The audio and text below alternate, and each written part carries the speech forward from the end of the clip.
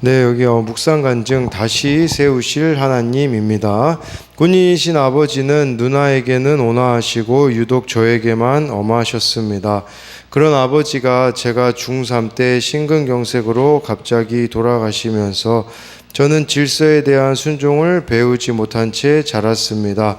화가 나면 어머니와 누나에게 분풀이했고 사회생활을 할 때도 내 기준에 맞지 않으면 쉽게 분이 차오르고 윗사람에게 대들기 일쑤였습니다. 6년 전 저는 전 직장 동료들과 창업을 하며 연구개발팀 리더를 맡게 되었습니다. 질서에 순종하는 것이 어려웠던 저는 회사 내 질서를 세우는 것도 서툴렀습니다. 질서보다는 능력을 더 중요시하며 모두가 친구처럼 지내는 것이 좋다고 생각했습니다. 하지만 정작 내 기준에 맞지 않으면 동료들을 심하게 질타했습니다. 리더로서 질서를 잡기는커녕 오히려 어지럽혔습니다. 그러다 작년과 올해에 걸쳐 3, 4년차 직원들이 몇 가지 오해로 이사들과 다투고 개발팀에서 4명이나 퇴직하는 사건이 발생했습니다. 그리고 그들이 한 기업 정보 플랫폼에 회사에 대한 온갖 비방의 글을 쓴 사실도 알게 되었습니다. 저는 믿었던 팀원들에게 큰 배신감을 느껴 며칠간 일상생활조차 제대로 할 수 없었습니다. 그러던 중 하나님은 제가 세상 방법으로 세운 질서는 단번에 무너질 수밖에 없음을 예배와 공동체 모임 매일의 말씀 묵상을 통해 알게 하셨습니다. 하나님이 부족한 저를 지도자의 자리에 앉히신 것은 삶으로 복음을 전하기 원하셨기 때문입니다. 그러나 실상 저의 높은 자리에 도취되어 믿지 않는 동료들과 전혀 구별되지 않는 삶을 살았습니다. 이런 저를 돌이키시려고 하나님이 제게 직장 고난을 허락하셨음을 깨닫습니다.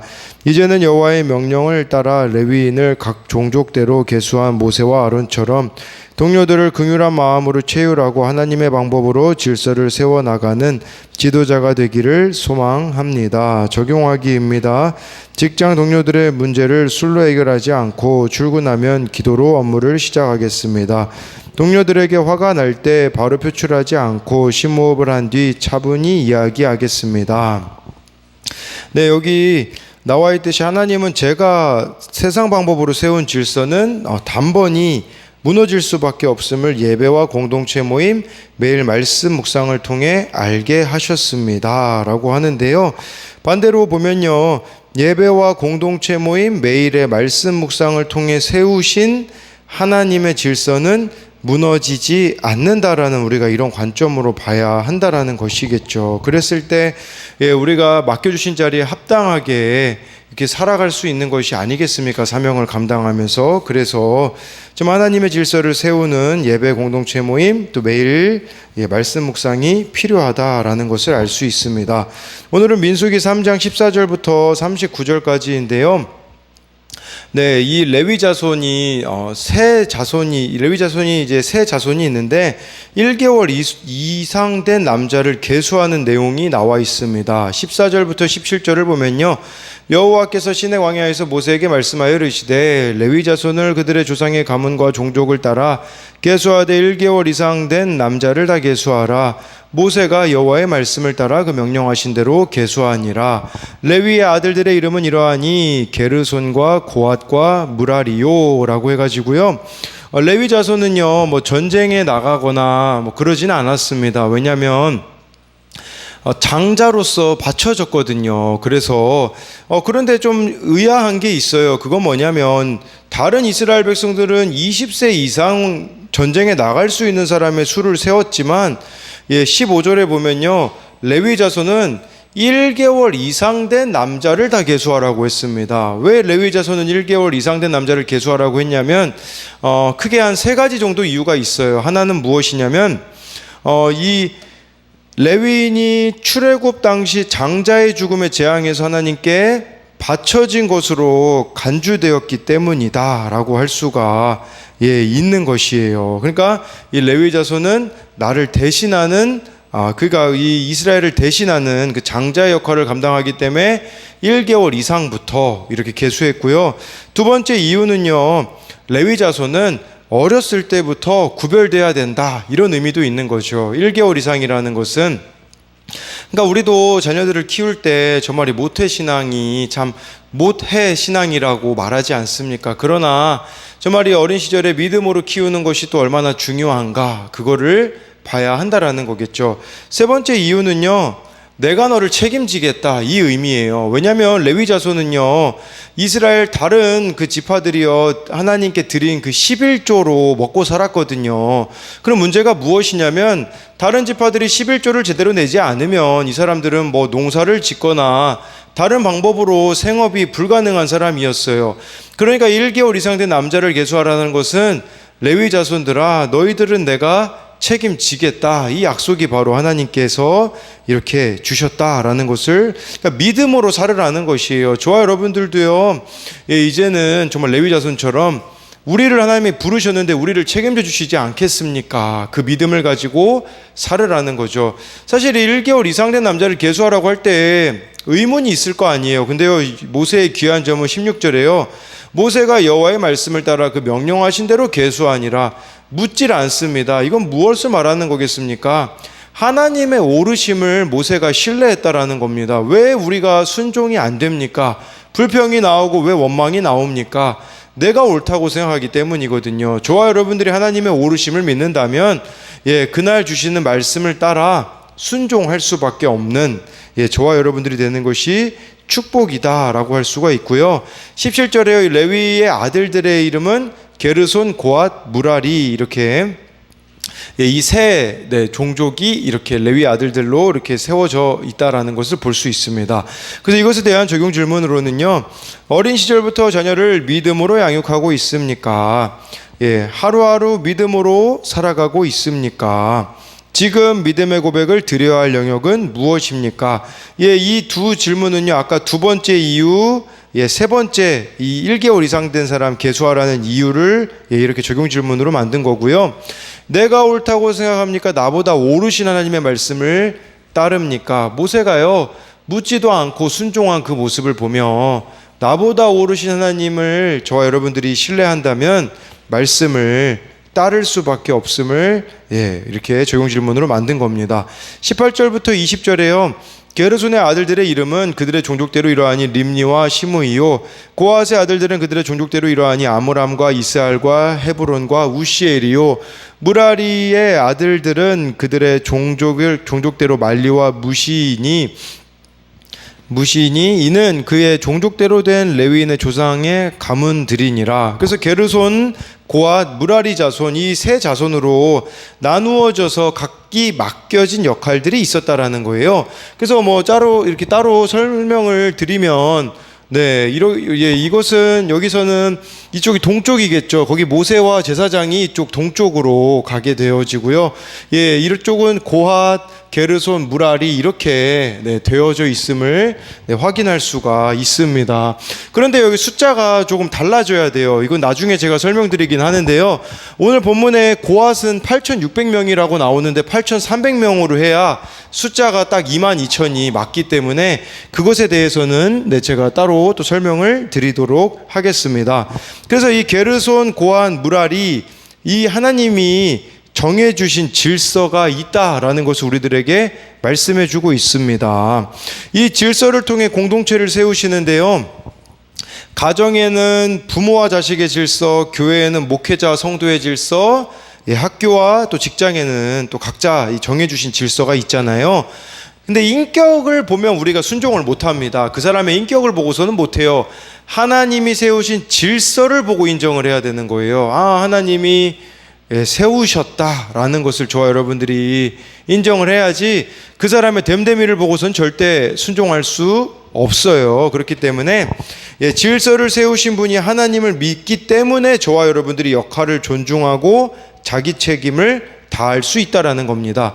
18절에서 20절까지의 적용 질문으로는요, 배우자의 자리, 자녀의 자리, 성도의 자리를 잘 지키고 있습니까? 우리 각자가 다 맡겨진 자리가 있지 않습니까? 가정과 일터, 교회에서 경계를 넘나들며 질서를 어지럽히진 않습니까? 하나님이 정해주신 질서가 있는데 그것이 막 무시가 되어서 마음대로 경계를 넘나들고 있지는 않느냐라는 겁니다. 21절부터 26절까지는 이 게르손에 대한 내용인데요, 다 읽지는 않고요. 이 게르손 같은 경우는요, 22절에 보니까 7,500명이었다라고 이렇게 보여주고 있어요. 그리고 이 게르손은요, 23절에 보니까 성막 뒤 서쪽에 진을 칠 것이요 라고 이렇게 말씀해 주고 있습니다. 그러니까 이 성막 뒤편에 이렇게 위치해야 되거든요. 그러면 우리가 이렇게 생각할 수 있어요. 성막 앞쪽에 위치하면 뭔가 그래도 좀 주목받는 자리인데 성막 뒤쪽에 위치한다라는 것은 주목받는 자리는 아니었었다라는 겁니다. 그리고 25절에 보면요, 이 게르손 자손은요 맡은 일들이 무엇이냐면 그 성막, 쉽게 말씀드리면 껍데기 그거 날라야 되는 일을 맡았어요. 그러다 보니까 게르손 자손은 뭐 장막, 덮개, 또 이 장막 휘장, 문, 뜰의 휘장, 또 줄들을 책임지고 관장하고요. 그러니까 그 막 뒤에 우리가 예전에 그 성막 배울 때 막 덮개들 있잖아요. 이런 것들을 막 날랐어요. 그렇긴데 이런 생각을 할 수 있죠. 아니 그래도 내가 이 레위의 장자인데 나한테 어떻게 이런 일을 시킬 수 있어? 라고 할 수가 있겠죠. 그런데요, 사실 고아 자손이 더 중요해 보이는 일을 맡는데, 하지만 하나님의 일에는요, 맡기실 만하기 때문에 하나님이 그 일을 맡기셨다라는 것에 대한 그런 믿음이 저와 여러분들에게 있어야 될 것 같아요. 우리도 막 교회에서도 섬기다 보면 저 사람은 더 좋은 역할인 것 같은데 나는 왜 이런 역할인가 라는 생각이 들 수가 있는데, 그런데요, 믿음이 큰 사람이 힘든 역할을 맡는 게 맞다, 이런 관점으로 보셔야 돼요. 그렇기 때문에 하나님의 일에는 힘든 일을 맡는 것이 마땅하다라는 거겠죠. 그래서 남들이 싫어하는 일을 도맡는 것이 먼저 믿은 자, 더 믿음 있는 자의 자세다라고 할 수가 있어요. 믿음이 없는 사람들은요, 보이는 것만 하려고 할 겁니다. 그러다 보니까 막 교회 안에서도 뭐 눈에 드러나는 일들은 뭐 하려고 하지만 진짜 힘든 일들이 있잖아요. 뭐 교사 직분 같은 것, 이것은 힘든 일이지만 더 믿음이 있는 자들이 오히려 이런 일들을 잘 감당해내는 것이 참 귀하다라는 것을 말씀드리는 겁니다. 이것에 대한 적용으로는요, 내 직분이 별 볼 일 없다며 투덜대고 있지는 않습니까? 그래서 소홀히 하는 나의 사명은 무엇입니까? 나에게 어떻게 이런 일을 맡길 수 있어 하며 원망과 불평하지 않습니까? 27절부터 32절은요, 이제 고앗 자손에 대한 내용이 나오거든요. 이 고앗 자손은 여기 보니까 28절에 1개월 이상 된 남자는 모두 8,600명이다 라고 하는데요. 그렇게 되어지면 문제가 발생돼요. 8,600명으로 계수하잖아요.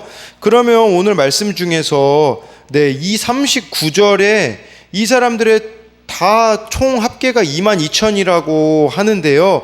여기서 8,600명으로 계산하면 22,300명이 돼요.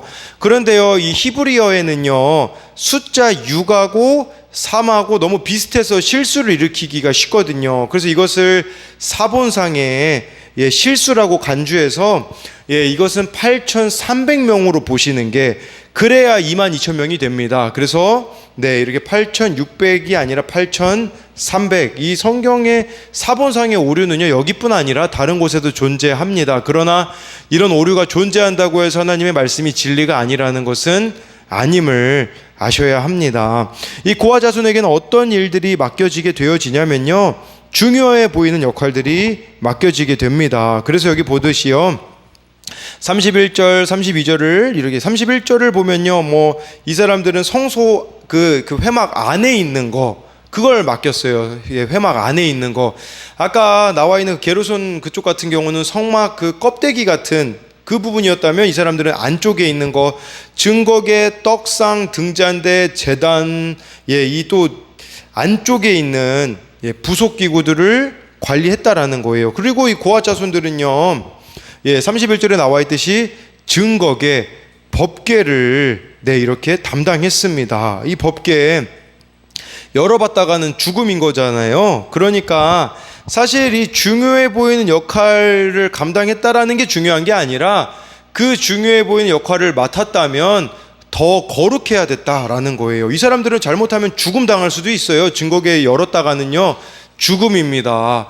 그러니까 얼마나 이들이 더 거룩하게 하나님 앞에 구별되어져야 했는가를 봐야 하는 것이겠죠. 그러니까 더 철저하게 하나님 앞에 거룩해야 된다라는 것을 이들에게 요구되었다라는 겁니다. 그래서 이것에 대한 적용으로는요, 더욱 거룩하라고 중요한 역할을 주신 것을 믿습니까? 그러니까 저와 여러분들이 어떤 중요해 보이는 역할을 맡은 게 중요한 게 아니라 그 자리에 합당하게 내가 더욱더 나를 거룩하게 구별하고 있는가, 이게 더 중요하다라는 거예요. 내가 넘어서지 말아야 할 자신의 영역은 무엇입니까? 그러니까 이 사람들이 뭐 증거계 같은 거 막 열어보거나 하면 안 되잖아요. 그와 마찬가지로 저와 여러분들에게도 딱 맡겨주신 게 있는데 그 선을 넘어가지 말아야 될 하나님이 나에게 정해주신 영역은 무엇이 있는가, 이거를 봐야 합니다. 33절부터 37절까지를 보면요, 이제는 이 무랄이 자손인데요, 사실요, 어디가 가장 힘든 일을 하냐? 무랄이 이쪽이 가장 힘든 일을 하는 겁니다. 이 사람들이요, 맡겨진 일들을 한번 보세요. 이 사람들 먼저 34절에 이 사람들의 숫자는 6,200명이었었고요. 가장 하찮아 보이는 역할을 했습니다. 그래서 이들은 주로 육체적인 노동을 해야 됐어요. 36절, 37절 보면요, 그 성막 막 뜰에 있는 것들이 있잖아요. 막 거기 막 벽도 세우잖아요. 막 널판, 띠, 기둥, 받침, 이거 얼마나 많습니까, 이거. 그리고 37절에 뜰 사방에 기둥, 받침, 말뚝, 줄들, 가장 힘든 노동을 지속적으로 해야 했어요. 그리고요, 한번 이 사람들 생각해 보세요. 하나님이 이동하라고 이렇게 하시면 이거 막 다 빼고 언제 다 이거 이동합니까? 그리고 또 이동해가지고도 다시 이거 조립하려면 노동의 강도가 상당히 셌을 겁니다. 그렇지만 이 사람들이 이 일을 하지 않는다면 하나님의 일에는 오류가 생긴다라는 거예요. 이것은 우리들에게 무엇을 말해주는 것이겠습니까? 하나님을 섬기는 일은요, 어느 하나 중요하지 않은 일이 없다라는 거예요.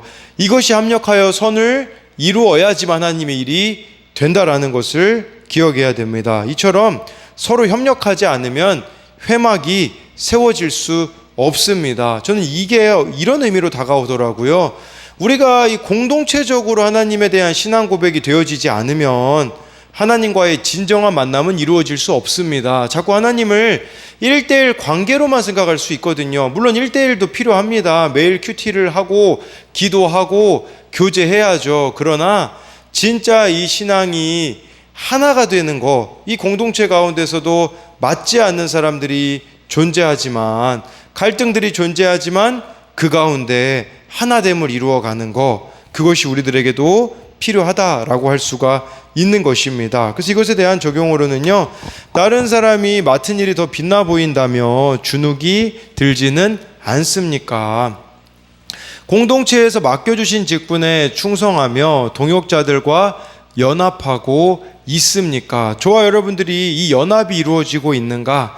또 맡겨진 직분에 충성함이 이루어지고 있는가? 이것을 돌아봐야 합니다. 마지막으로 38절 39절을 보면요, 성막 앞 동쪽 곧 회막 앞에 돋는 쪽에는 모세와 아론과 아론의 아들들이 진을 치고 이스라엘 자손의 직무를 위하여 성소의 직무를 수행할 것이며 외인이 가까이 하면 죽일지니라.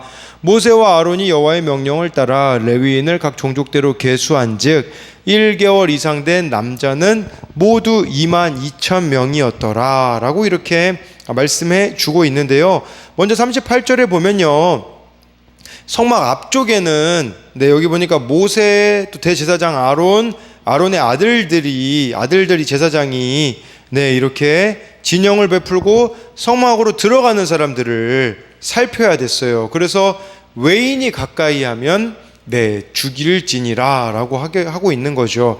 그리고 여기 22,000명이라고 39절에 나와 있잖아요.